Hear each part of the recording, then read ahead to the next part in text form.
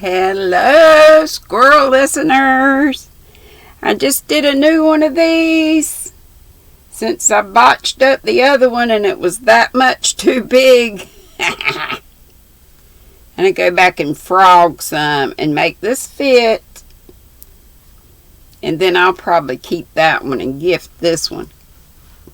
How about that? Let's see what Ann and the gang are up to. Let's hope the kids are all happy and not with bullies. Weird kids. Chapter 31 of Anne of Ingleside,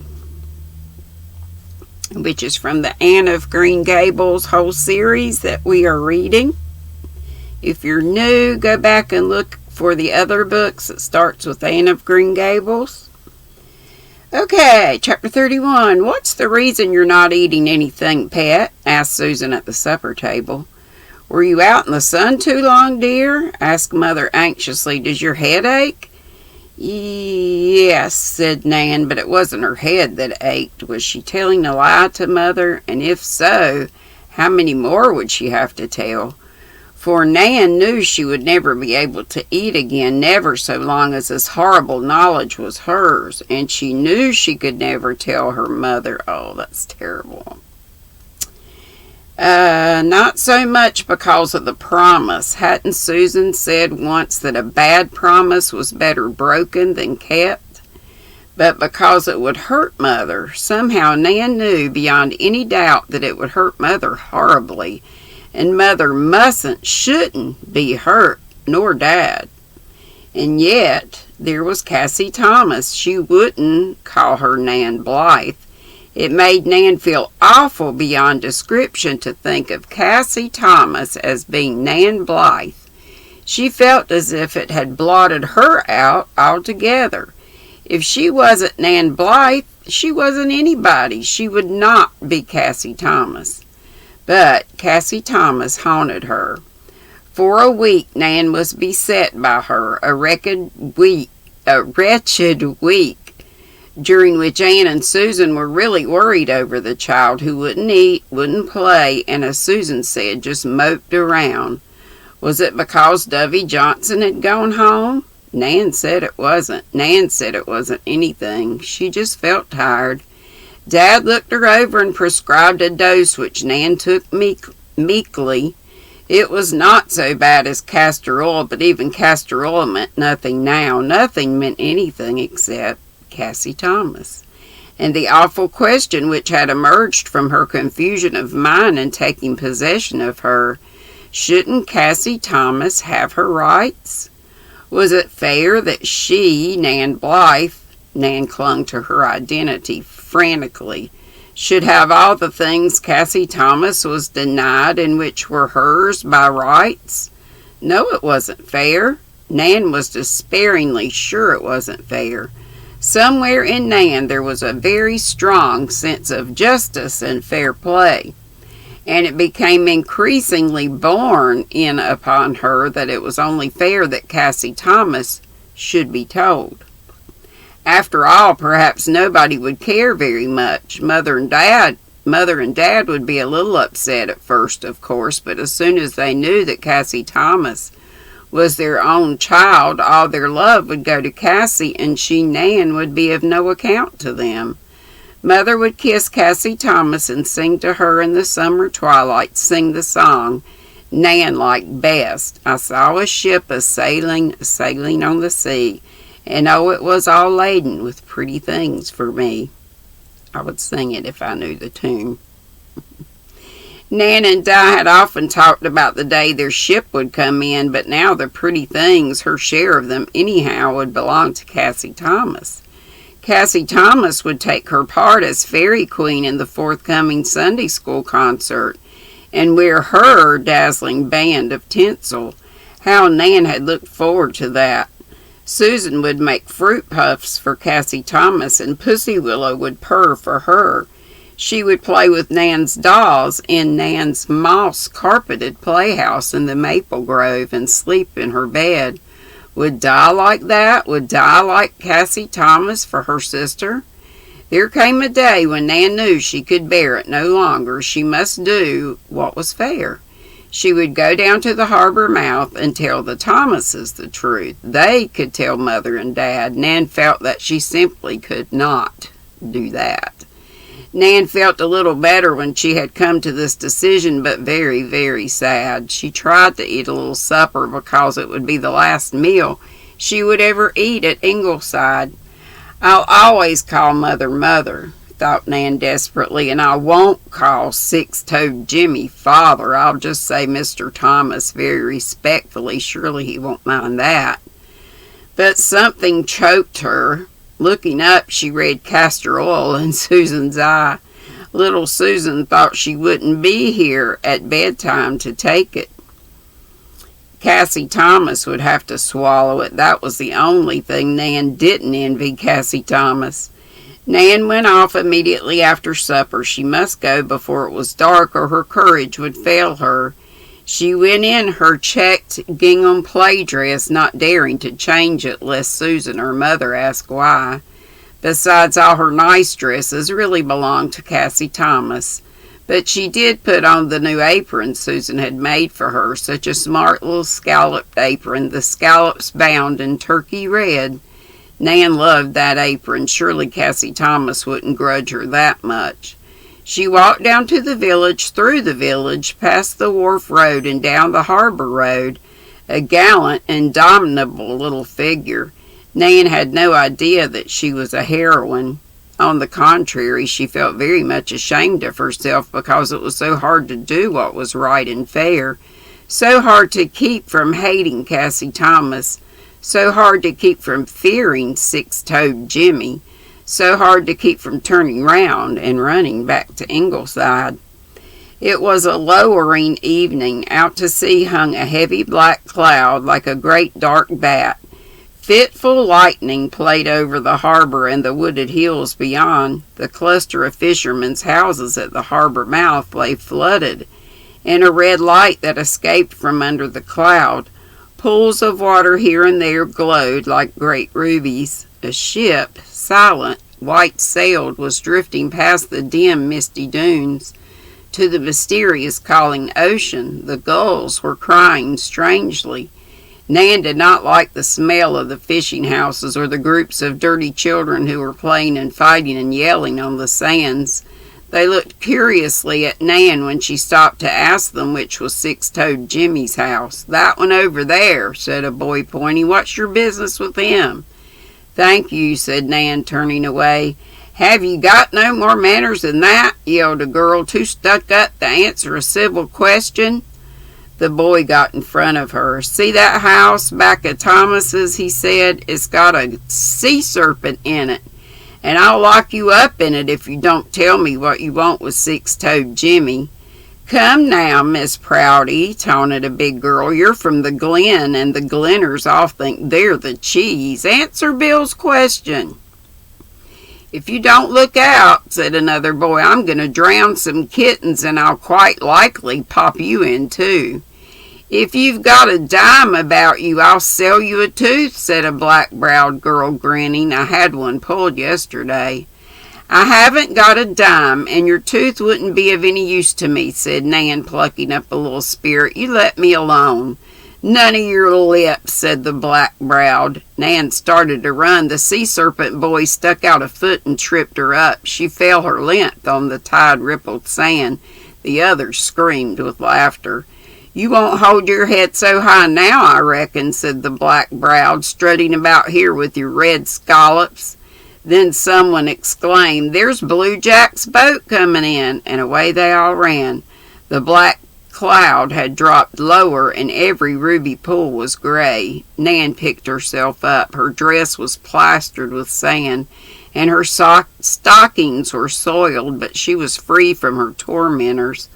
Would these be her playmates in the future?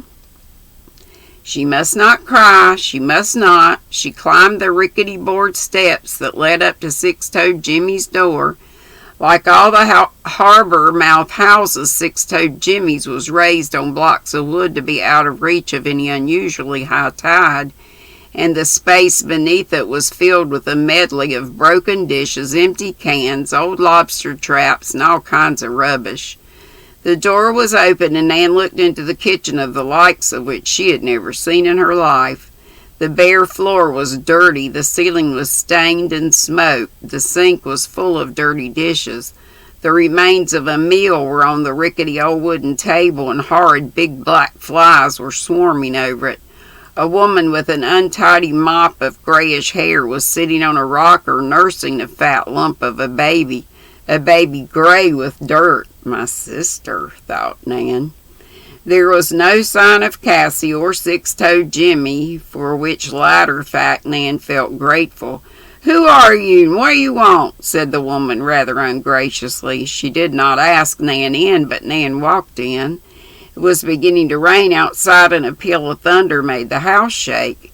Nan knew she must say what she had come to say before her courage failed her, or she would turn and run from that dreadful house, and that dreadful baby, and those dreadful flies. "I want to see Cassie, please," she said. "I have something important to tell her." "Indeed, now," said the woman. "It must be important from the size of you. Well, Cass isn't home. Her dad took her to the upper glen for a ride, and with the storm coming up, there's no telling when they'll be back. Sit down." Nan sat down on a broken chair. She had known the harbor mouth folks were poor, but she had not known any of them were like this. Mrs. Tom Fitch in the Glen was poor, but Mrs. Tom Fitch's house was as neat and tidy as Ingleside. Of course, everyone knew that Six-Toed Jimmy drank up everything he made, and this was to be her home henceforth. "Anyhow, I'll try to clean it up," thought Nan forlornly, but her heart was like lead. The flame of high sacrifice which had lured her on had got out. "What are you waiting to see Cass for?" asked Mrs. Six-Toed curiously as she wiped the baby's dirty face with a still dirtier apron. "If it's about that Sunday school concert, she can't go, and that's flat. She hasn't a decent rag. How can I get her any, I ask you?" "No, it's not about the concert," said Nan drearily. She might as well tell Mrs. Thomas the whole story. She would have to know it anyhow. "I came to tell her that she is me and I'm her." Perhaps Mrs. Six-Toed might be forgiven for not thinking this very lucid. "You must be cracked," she said. "Whatever on earth do you mean?" Nan lifted her head. The worst was now over. "I mean that Cassie and I were born the same night, and the nurse changed us because she had a spite at Mother, and Cassie ought to be living at Ingleside and having advantages." This last phrase was one she had heard her Sunday school teacher use, but Nan thought it made a dignified ending to her very lame speech. Mrs. Six-Toed stared at her. "Am I crazy, or are you? What you've been saying doesn't make any sense. Who ever told you such a rigmarole?" "Dovey Johnson." Mrs. Six-Toed threw back her tousled head and laughed. She might be dirty and draggled, but she had an attractive laugh. "I might have knowed it. I've been washing for her aunt all summer, and that kid is a pill. My, doesn't she think it's smart to fool people. Well, little Miss What's Your Name, you'd better not be believing all Dovey's yarns, or she'll lead you a merry dance." "Do you mean it isn't true?" gasped Nan. "Not very likely. Good glory, you must be pretty green to fall for anything like that. Cass must be a good year older than you." "Who on earth are you, anyhow?" "I'm Nan Blythe." Oh, beautiful thought. She was Nan Blythe. Nan Blythe, one of the Ingleside twins? Why, I remember the night you were born. I happened to call at Ingleside on an errand. I wasn't married to Six-Toed then, more's the pity I ever was. And Cass's mother was living and healthy, with Cass beginning to walk. You look like your dad's mother. She was there that night too, proud as punch over her twin granddaughters. And to think you'd more sense than to believe a crazy yarn like that." "I'm in the habit of believing people," said Nan, rising with a slight stateliness of manner, but too deliriously happy to want to snub Mrs. Six-Toed very sharply. "Well, it's a habit you'd better get out of." Doggone it.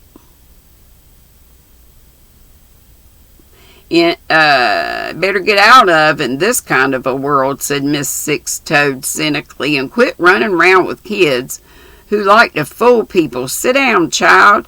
You can't go home till this shower's over. It's raining, pouring rain, and dark as a stack of black cats.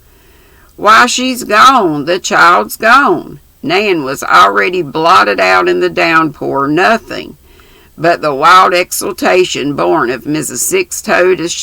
Six-Toed's assurances could have carried her home through that storm.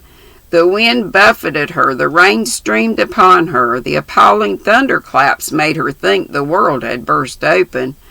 Only the incessant icy blue glare of the lightning showed her the road. Again and again she slipped and fell, but at last she reeled, dripping, into the hall at Ingleside. Mother ran and caught her in her arms. "Darling, what a fright you've given us! Oh, where have you been?" "I only hope Jim and Walter won't catch their deaths out in that rain searching for you," said Susan, the sharpness of strain in her voice. Nan had almost had the breath battered out of her. She could only gasp as she felt Mother's arms enfolding her. "Oh, Mother, I'm me, really me. I'm not Cassie Thomas, and I'll never be anybody but me again." "The poor pet is delirious," said Susan. "She must have ate something that disagreed with her." Anne bathed Nan and put her to bed before she would let her talk. Then she heard the whole story. "Oh, Mummy, am I really your child?" "Of course, darling. How could you think anything else?"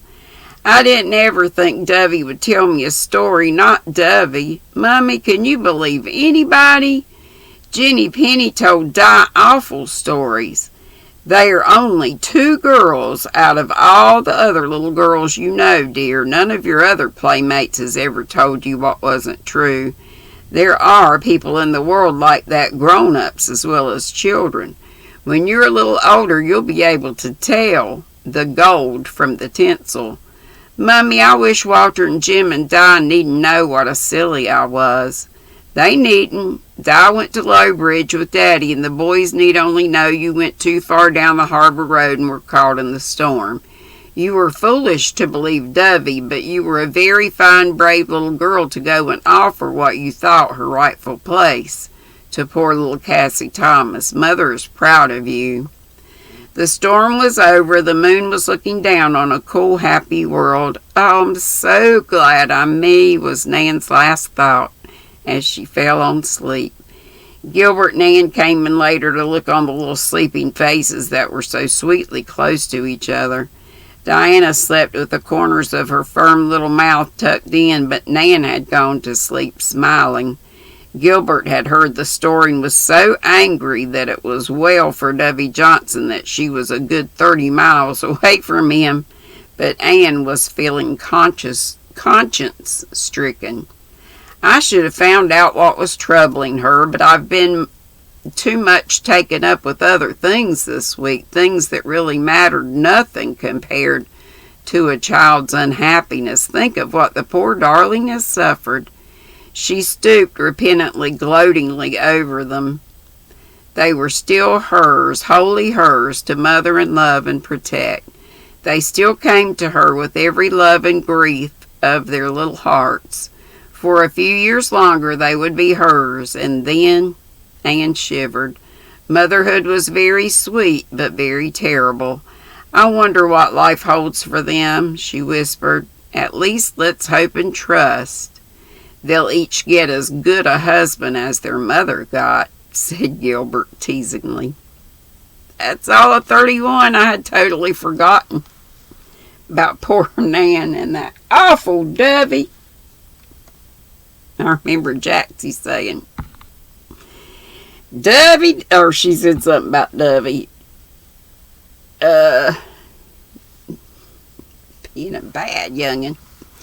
All right, I love y'all very much, and I'm live at 5, so less than 2 hours away from right this minute. Be sweet, don't be ugly. Bye-bye.